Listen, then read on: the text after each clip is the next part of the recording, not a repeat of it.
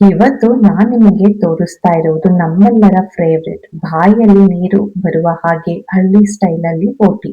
ಕಡಲೆಕಾಳು, ಅವರೆಕಾಳು ಗೊಜ್ಜು. ಈ ಗೊಜ್ಜಿನ ರುಚಿ ಒಮ್ಮೆ ತಿಂದ್ರೆ ಜೀವನ ಪೂರ್ತಿ ಮರೆಯಲ್ಲ. ತುಂಬಾ ಜನಕ್ಕೆ ಬೋಟಿ ಅಂದ್ರೆ ಸ್ವಲ್ಪ ವಾಸನೆ ಬರುತ್ತೆ ಅಂತ ಇಷ್ಟ ಆಗಲ್ಲ. ಆದ್ರೆ ನಾನು ಇವತ್ತು ತೋರಿಸುವ ವಿಧಾನದಲ್ಲಿ ಮದ್ವೆ ವಾಸನೆನೇ ಬರಲ್ಲ. ಮನೆಯವರೆಲ್ಲರೂ ಇಷ್ಟಪಟ್ಟು ತಿಂತಾರೆ. ಬನ್ನಿ ಇದನ್ನ ಯಾವ ರೀತಿ ಮಾಡೋದು ಅಂತ ನೋಡೋಣ. 1 ಕಪ್ ಆಗುವಷ್ಟು ನಾನಿಲ್ಲಿ ಮೊಳಕೆ ಬಂದಿರುವ ಕಡಲೆಕಾಳನ್ನ ತಗೊಂಡಿದ್ದೀನಿ. ಅಂದ್ರೆ 2 ದಿನ ನೆನೆಸಿ 1 ದಿನ ಮೊಳಕೆ ಬರ್ಸ್ಕೋಬೇಕು. ಅದೇ ಕಪ್ ಅಳತೆಯಲ್ಲಿ 2 ಕಪ್ ಆಗುವಷ್ಟು ನಾನು ಹಸಿ ಅವರೆಕಾಳನ್ನ ತಗೊಂಡಿದ್ದೀನಿ. ಇವಾಗ ಒಂದು ಬೌಲಿಗೆ ನಾವು ಮೊಳಕೆ ಬರ್ದಿರುವಂತಹ ಕಡಲೆಕಾಳನ್ನ ವಾಶ್ ಮಾಡಿ ಹಾಕೊಂಡು ಸ್ವಲ್ಪ ನೀರನ್ನ ಹಾಕೊಂಡು ರುಚಿಗೆ ತಕ್ಕಷ್ಟು ಉಪ್ಪನ್ನ ಹಾಕಿ ಇದನ್ನ ಒಂದು ಅರ್ಧ% ಬೇಯಕ್ಕೆ ಬಿಟ್ಬಿಡೋಣ. ಇದು ಬೇಯೋಷ್ಟರಲ್ಲಿ ಒಂದು ಚಿಕ್ಕದಾಗಿ ಮಸಾಲೆನ ರೆಡಿ ಮಾಡ್ಕೊಳ್ಳೋಣ. ಒಂದು ಮಿಕ್ಸಿ ಜಾರಿಗೆ ನಾನಿಲ್ಲಿ 1 ಕಪ್ ಆಗುವಷ್ಟು ತೆಂಗಿನಕಾಯಿನ ಹಾಕೊಂಡಿದ್ದೀನಿ. ಹಾಗೆ ಒಂದು ಮೀಡಿಯಂ ಸೈಜ್ 3 ಈರುಳ್ಳಿನ ಕಟ್ ಮಾಡಿ ಹಾಕೊಂಡಿದ್ದೀನಿ.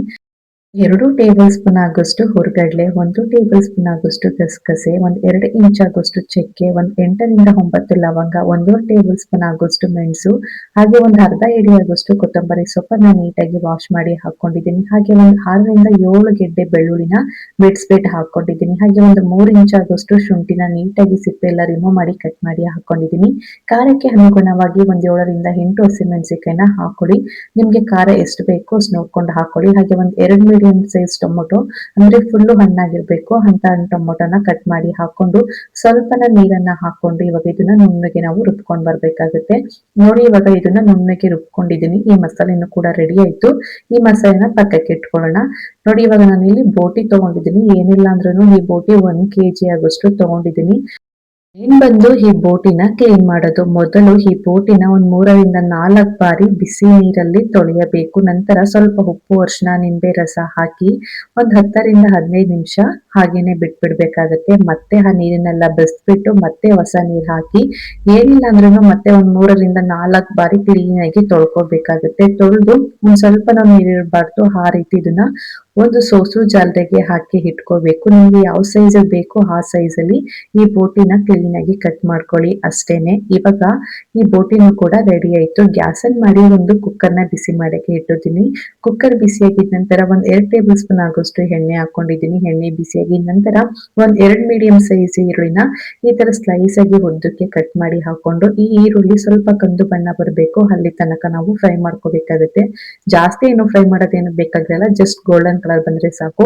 ಇದು ಅಷ್ಟರಲ್ಲಿ ಫ್ರೈ ಆಗ್ತಾ ಇರ್ಲಿ. ನಾವು ಆವಾಗಲೇ ಕಡಲೆಕಾಳನ್ನ ಬೇಯಕ್ಕೆ ಇಟ್ಟಿದ್ವಲ್ಲ ನೋಡಿ, ಇವಾಗ ಕಡಲೆಕಾಳು ಕೂಡ ತುಂಬಾನೇ ಕಂಪ್ಲೀಟ್ ಆಗಿ ಒಂದು 50% ಬೆಂದಿದೆ. ಇಷ್ಟಾದ್ರೆ ಸಾಕು. ಇವಾಗ ಮತ್ತೆ ನಾವು ಹಸಿ ಅವರೆಕಾಳನ್ನು ಕೂಡ ಹಾಕೊಂಡು ಇವಾಗ ಮತ್ತೆ ಇವೆರಡನ್ನೂ ಕೂಡ ನಾವು ಬೇಯಿಸ್ಕೋಬೇಕಾಗುತ್ತೆ. ಅವರೆಕಾಳನ್ನ ಹಾಕಿ ಕ್ಲೀನ್ ಆಗಿ ಒಂದ್ಸಲಿ ಮಿಕ್ಸ್ ಮಾಡ್ಕೋಬೇಕು. ಕಾಳು ಬೇಯಿಸ್ಬೇಕಾದ್ರೆ ಜಾಸ್ತಿ ನೀರನ್ನ ಹಾಕಕ್ ಹೋಗ್ಬಿಡಿ, ಜಾಸ್ತಿ ಟೈಮ್ ತಗೋಬಿಡುತ್ತೆ. ಈ ತರ ಟೈಮ್ ಇಲ್ಲ ಅಂತ ಹೇಳಿದ್ರೆ ನೀವು ಕುಕ್ಕರಿಗೆ ಹಾಕಿ 1 2 ವಿಸಿಲ್ ಕೂಗಿಸ್ಕೊಂಡ್ರು ಆಗುತ್ತೆ. ಬಟ್ ಈ ತರ ಪಾತ್ರೆಯಲ್ಲಿ ಬೇಯಿಸಿದ್ರೆ ಕಾಳು ಟೇಸ್ಟ್ ಕೂಡ ತುಂಬಾನೇ ಚೆನ್ನಾಗಿರುತ್ತೆ. ನಾನಿಲ್ಲಿ ಪಾತ್ರೆಯಲ್ಲಿ ಬೇಯಿಸ್ಕೊಳ್ತಾ ಇದ್ದೀನಿ. ಇದ್ರ ಪಾಡಿಗೆ ಇದು ಬೇಯ್ತಾ ಇರ್ಲಿ. ನೋಡಿ ಇವಾಗ ಈರುಳ್ಳಿನೂ ಕೂಡ ಗೋಲ್ಡನ್ ಕಲರ್ ಗಂಟ ಫ್ರೈ ಆಗಿದೆ. ಇಷ್ಟಾದ್ರೆ ಸಾಕು. ಇವಾಗ ಕ್ಲೀನ್ ಮಾಡಿ ರೆಡಿ ಮಾಡಿ ಇಟ್ಕೊಂಡಿರುವಂತಹ ಬೋಟಿನ ಹಾಕೊಳ್ತಾ ಇದೀನಿ. ಮೇನ್ ಬಂದು ಬೋಟಿನ ನಾವು ಹಾಕೋಬೇಕಾದ್ರೆ ಸ್ವಲ್ಪನೂ ಈ ಬೋಟಿಲಿ ನೀರಿರ್ಬಾರ್ದು. ಆ ರೀತಿ ಇದನ್ನ ಡ್ರೈ ಮಾಡಿ ಹಾಕೋಬೇಕಾಗತ್ತೆ. ಏಕಂತ ಹೇಳಿದ್ರೆ ನೀರ್ ಸ್ವಲ್ಪ ಜಾಸ್ತಿ ಉಳ್ಕೊತು ಅಂತ ಹೇಳಿದ್ರೆ ಇದು ಸ್ಮೆಲ್ ಎಲ್ಲ ಹಾಗೇನೆ ಇದ್ಬಿಡುತ್ತೆ. ಸ್ವಲ್ಪ ಜಾಸ್ತಿ ಟೈಮ್ ಕೂಡ ತಗೊಳುತ್ತೆ. ಅದಕ್ಕೋಸ್ಕರ ನಾವು ಬೋಟಿ ಕ್ಲೀನ್ ಮಾಡ್ಬೇಕಾದ್ರೆ ಈ ನೀರ್ನೆಲ್ಲ ಸೋದಿಸ್ಕೊಂಡು ಕ್ಲೀನ್ ಆಗಿ ಹಾಕೋಬೇಕಾಗುತ್ತೆ. ಈ ಬೋಟಿ ಹಾಕೊಂಡಿದ ನಂತರ ಎಣ್ಣೆಲಿ ಒಂದ್ 3 ರಿಂದ 4 ನಿಮಿಷ ಈ ರೀತಿ ಕ್ಲೀನ್ ಆಗಿ ಮಿಕ್ಸ್ ಮಾಡ್ಕೋಬೇಕು. ಈ ರೀತಿ ಮಿಕ್ಸ್ ಮಾಡ್ತಾ ಆ ಬೋಟಿಲಿ ಇರುವಂತಹ ನೀರಿನ ಅಂಶ ಎಲ್ಲ ಸೈಡ್ ಅಲ್ಲಿ ಬಿಟ್ಕೊಳ್ತಾ ಇದೆ ನೋಡಿ. ಈ ತರ ಎಲ್ಲ ಬಿಟ್ಕೋಬೇಕು. ಅಲ್ಲಿ ಹಸಿ ಸ್ಮೆಲ್ ಎಲ್ಲ ಹೋಗೋ ತನಕ ಈ ಬೋಟಿ ಮತ್ತೆ ಆ ನೀರಲ್ಲೇ ಫುಲ್ಲು ಡ್ರೈ ಆಗ್ಬೇಕು. ಅಲ್ಲಿ ತನಕ ಇದನ್ನ ಈ ರೀತಿ ಫ್ರೈ ಮಾಡ್ಕೊಳ್ತಾ ಇರ್ಬೇಕಾಗತ್ತೆ. ನೋಡಿ ಇವಾಗ ಸ್ವಲ್ಪ ಒಂದ್ ಅರ್ಧ 1 ಟೇಬಲ್ ಸ್ಪೂನ್ ಆಗುವಷ್ಟು ನಾನಿಲ್ಲಿ ಅರಿಶಿನ ಪುಡಿನ ಹಾಕೊಳ್ತಾ ಇದೀನಿ. ಅರಿಶಿನ ಪುಡಿನ ಹಾಕೊಂಡು ಒಂದ್ಸಲ ನೀಟಾಗಿ ಮಿಕ್ಸ್ ಮಾಡ್ಕೊಂಡು ಇದನ್ನ ಬಿಟ್ಬಿಡೋಣ. ನೋಡಿ ಇನ್ನೊಂದ್ ಕಡೆ ನಾವು ಕಾಳನ್ನ ಬೇಯಕ್ಕೂ ಕೂಡ ಇಟ್ಕೊಂಡಿದ್ವಲ್ಲ ನೋಡಿ, ಕಾಳು ತುಂಬಾನೇ ಪರ್ಫೆಕ್ಟ್ ಆಗಿ ಕೂಡ ಬೆಂದಿದೆ. ಈ ಕಾಳನ್ನ ನಾವು ಜಾಸ್ತಿ ಬೇಯಿಸಕ್ಕೆ ಹೋಗ್ಬಾರ್ದು. ಜಾಸ್ತಿ ಮೆತ್ತಗೆ ಬೇಯಿಸ್ಬಿಟ್ರೆ ಟೇಸ್ಟ್ ಕೂಡ ಸಿಗಲ್ಲ. ಒಂದು 90% ಈ ಕಾಳನ್ನ ಬೇಯಿಸ್ಕೋಬೇಕಾಗತ್ತೆ. ತುಂಬಾನೇ ಟೇಸ್ಟ್ ಕೂಡ ಚೆನ್ನಾಗಿರುತ್ತೆ. ಒಂದ್ ಕಾಳನ್ನ ತಗೊಂಡು ಈ ರೀತಿ ಪ್ರೆಸ್ ಮಾಡಿದ್ರೆ ನಿಮ್ಗೆ ಗೊತ್ತಾಗುತ್ತೆ ತುಂಬಾನೇ ಸಾಫ್ಟ್ ಆಗಿ ಬಂದಿದೆ ಅಂತ ಹೇಳಿದ್ರೆ ಈ ಕಾಳು ತುಂಬಾನೇ ಪರ್ಫೆಕ್ಟ್ ಆಗಿ ಬೆಂದಿದೆ ಅಂತ. ಇದನ್ನ ಗ್ಯಾಸ್ ಅನ್ನ ಆಫ್ ಮಾಡಿ ಈ ಕಾಳನ್ನ ಸಪರೇಟ್ ಮಾಡಿ ಇಟ್ಕೊಳ್ಳೋಣ. ನೋಡಿ ಇವಾಗ ಬೋಟಿಲಿ 3/4% ಇದ್ದಿದ್ ನೀರು ಇವಾಗ 1/4% ಬಂದಿದೆ. ಅಲ್ಲಿ ತನಕ ಹೀಗೇನೆ ನಾವು ಡ್ರೈ ಮಾಡ್ಕೋಬೇಕಾಗತ್ತೆ. ಈ ಬೋಟಿ ಗೊಜ್ಜನ್ನ ಒಬ್ಬೊಬ್ರು ಒಂದೊಂದ್ ರೀತಿ ವಿಧಾನದಲ್ಲಿ ಮಾಡ್ತಾರೆ. ನಾನಿಲ್ಲಿ ತುಂಬಾನೇ ಸುಲಭವಾಗಿ ಮಾಡಿ ತೋರಿಸ್ತಾ ಇದ್ದೀನಿ. ನೋಡಿ ಕಂಪ್ಲೀಟ್ ಆಗಿ ನೀರು ಕೂಡ ಕಂಪ್ಲೀಟ್ ಆಗಿ ಡ್ರೈ ಆಗಿದೆ. ಈ ರೀತಿ ಡ್ರೈ ಆಗಿದ ನಂತರ ನಾವು ರುಚಿಗೆ ತಕ್ಕಷ್ಟು ಉಪ್ಪನ್ನ ಹಾಕೋಬೇಕಾಗತ್ತೆ. ಮೊದಲನೇ ಉಪ್ಪು ಹಾಕ್ಬಿಟ್ರೆ ನೀರು ಕೂಡ ಜಾಸ್ತಿ ಬಿಟ್ಕೊಳ್ಬಿಡುತ್ತೆ, ಜಾಸ್ತಿ ಕೂಡ ಡ್ರೈ ಆಗಕ್ಕೆ ಟೈಮ್ ತಗೊಳುತ್ತೆ. ಅದಕ್ಕೋಸ್ಕರ ನಾವು ಆ ನೀರೆಲ್ಲ ಡ್ರೈ ಆಗಿದ ನಂತರ ರುಚಿಗೆ ತಕ್ಕಷ್ಟು ಉಪ್ಪನ್ನ ಹಾಕಿ ಒಂದ್ಸಲ ನೀಟಾಗಿ ಮಿಕ್ಸ್ ಮಾಡ್ಕೊಂಡು ಇವಾಗ 1.5 ಲೀಟರ್ ಆಗೋಷ್ಟು ನಾನು ನೀರನ್ನ ಹಾಕೊಳ್ತಾ ಇದ್ದೀನಿ. ನಾನು ಆ ನೀರಲ್ಲೇ ಹಾಕಿ ವಿಸಿಲನ್ನ ಬರಿಸ್ತಾ ಇಲ್ಲ. ಆ ನೀರೆಲ್ಲ ಕಂಪ್ಲೀಟ್ ಆಗಿ ಡ್ರೈ ಮಾಡ್ಕೊಂಡಿದ ನಂತರ ಮತ್ತೆ ಫ್ರೆಶ್ ಆಗಿರುವಂತಹ ನೀರನ್ನ ಹಾಕಿ ಇವಾಗ ಇದನ್ನ ಏನಿಲ್ಲ ಅಂದ್ರೂ ಒಂದ್ 5ರಿಂದ 7 ವಿಸಿಲು ನಾವು ಕೂಗಿಸ್ಕೋಬೇಕಾಗುತ್ತೆ.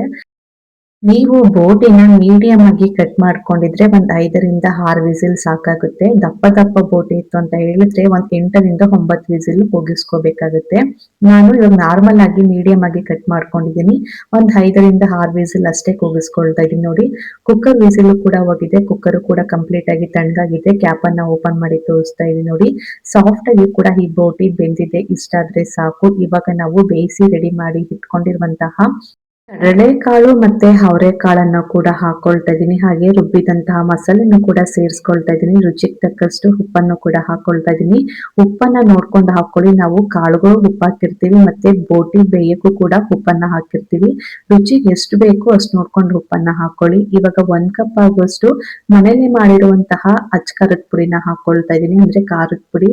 ಇದಿಲ್ಲ ಅಂತ ಹೇಳಿದ್ರೆ ಒಂದ್ 5 ಟೇಬಲ್ ಸ್ಪೂನ್ ಆಗುವಷ್ಟು ಚಿಲ್ಲಿ ಪೌಡರ್, ಹಾಗೆ ಒಂದು 1/2 ಟೇಬಲ್ ಸ್ಪೂನ್ ಆಗುವಷ್ಟು ಧನಿಯಾ ಪೌಡರ್, ಸ್ವಲ್ಪ ಗರಂ ಮಸಾಲಾನ ಹಾಕೊಳ್ಳಿ ಅಷ್ಟೇನೆ. ಇದು ಹೋಮ್ ಮೇಡ್ ಖಾರದ ಪುಡಿ ಆಗೋದ್ರಿಂದ ಟೇಸ್ಟ್ ಕೂಡ ತುಂಬಾನೇ ಚೆನ್ನಾಗಿರುತ್ತೆ ಬೋಟಿ ಗೊಜ್ಜು.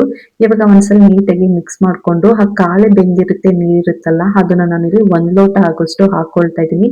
ನಿಮ್ಗೆ ಈ ಗೊಜ್ಜು ಥಿಕ್ನೆಸ್ ಎಷ್ಟು ಬೇಕೋ ಅಷ್ಟು ನೋಡ್ಕೊಂಡು ನೀವು ನೀರನ್ನ ಸೇರಿಸ್ಕೊಳ್ಳಿ. ನಾನಿಲ್ಲಿ ಜಾಸ್ತಿ ತೆಳುವಾಗಿ ಮಾಡ್ತಿಲ್ಲ, ಗಟ್ಟಿಯಾಗಿ ಕೂಡ ಮಾಡ್ಕೊಳ್ತಾ ಇದ್ದೀನಿ.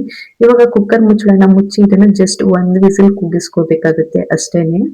ನೋಡಿ 1 ವಿಸಿಲ್ ಕೂಡ ಬಂದಿದೆ. ಇವಾಗ ಕುಕ್ಕರ್ ಕ್ಯಾಪ್ ನ ಓಪನ್ ಮಾಡಿ ತೋರಿಸ್ತಾ ಇದೀನಿ. ತುಂಬಾನೇ ಪರ್ಫೆಕ್ಟ್ ಆಗಿ ಈ ಬೋಟಿ ಗೊಜ್ಜು ರೆಡಿ ಆಗಿದೆ. ಒಂದ್ ಸ್ವಲ್ಪನೂ ಸ್ಮೆಲ್ ಇಲ್ದ ಹಾಗೆ ಈ ಬೋಟಿ ಗೊಜ್ಜು ತುಂಬಾನೇ ಹಳ್ಳಿ ಸ್ಟೈಲ್ ವಿಧಾನದಲ್ಲಿ ಮಾಡಿ ತೋರಿಸಿದೀನಿ. ಬೋಟಿಯಲ್ಲಿ ಪ್ರೋಟೀನ್ ತುಂಬಾ ಇರುತ್ತೆ. ಕಡಲೆಕಾಳು, ಅವರೆಕಾಳಲ್ಲಿ ಫೈಬರ್ ಪ್ರೋಟೀನ್ ಇರೋದ್ರಿಂದ ಇದು ಪವರ್ ಹೌಸ್ ತರ ಅಂತಾನೆ ಹೇಳ್ಬೋದು. ಇದ್ರ ಜೊತೆ ಕಾಂಬಿನೇಷನ್ ಆಗಿ ನಾವು ಜೋಳದ ರೊಟ್ಟಿ, ಚಪಾತಿ, ಬಿಸಿ ಬಿಸಿ ರಾಗಿ ಮುದ್ದೆ, ಹಾಗೆ ಬಿಳಿ ಅನ್ನ, ಕುಷ್ಕ, ಬಿಸಿ ಬಿಸಿ ತಟ್ಟೆ ಇಡ್ಲಿ ಎಲ್ಲದಕ್ಕೂ ಜೊತೆಗೂ ಸೂಪರ್ ಕಾಂಬಿನೇಷನ್. ಅದ್ರಲ್ಲೂ ಈ ಚಳಿಗಾಲದಲ್ಲಿ ಅವರೆಕಾಳು ಸೀಸನ್ ನಲ್ಲಿ ಮಾಡಿದ್ರೆ ಅದ್ರ ಮಜಾನೇ ಬೇರೆ ಇರುತ್ತೆ. ನೋಡಿ ಇವಾಗ ಲಾಸ್ಟ್ ಫೈನಲ್ ಆಗಿ ಒಂದು ಬೌಲ್ಗೆ ಸರ್ವ್ ಮಾಡಿ ತೋರಿಸ್ತಾ ಇದೀನಿ. ಲಾಸ್ಟ್ ಅಲ್ಲಿ ಸ್ವಲ್ಪ ಕೊತ್ತಂಬರಿ ಸೊಪ್ಪನ್ನ ಹಾಕೊಂಡು ಸರ್ವ್ ಮಾಡಿ ತೋರಿಸ್ತಾ ಇದೀನಿ. ಟೇಸ್ಟ್ ಅಂತೂ ತುಂಬಾನೇ ಸಖತ್ತಾಗಿ ಕೂಡ ಇರುತ್ತೆ. ಸ್ನೇಹಿತರೆ, ಈ ವಿಡಿಯೋ ಇಷ್ಟ ಆದ್ರೆ ಒಂದು ಲೈಕ್ ಮಾಡಿ, ನಿಮ್ಮ ಅಭಿಪ್ರಾಯವನ್ನು ಕಮೆಂಟ್ ಮೂಲಕ ತಿಳಿಸಿ. ನಿಮ್ಮ ಫ್ರೆಂಡ್ಸಿಗೆಲ್ಲ ಶೇರ್ ಮಾಡಿ. ಇಂತಹ ಹಳ್ಳಿ ಸ್ಟೈಲ್ ನಾನ್ ವೆಜ್ ರೆಸಿಪಿಗಳಿಗಾಗಿ ನಮ್ಮ ನಾಗುಮಹಿ ಕುಕಿಂಗ್ ಚಾನಲ್ನ ಸಬ್ಸ್ಕ್ರೈಬ್ ಮಾಡ್ಕೊಳ್ಳಿ. ಹಾಗೆಯೇ ಪಕ್ಕದಲ್ಲಿರುವ ಬೆಲ್ ಐಕನ್ನು ಕೂಡ ಕ್ಲಿಕ್ ಮಾಡಿ. ಈ ವಿಡಿಯೋ ನಮಗೆ ಸ್ವಲ್ಪನಾದ್ರೂ ಯೂಸ್ಫುಲ್ ಆಯ್ತು ಅಂತ ಭಾವಿಸ್ತಾ ಇದ್ದೀನಿ. ಮತ್ತೆ ಸಿಗೋಣ ಮುಂದಿನ ರುಚಿಯಾದ ವಿಡಿಯೋದಲ್ಲಿ. ಧನ್ಯವಾದಗಳು. ಬಾಯ್.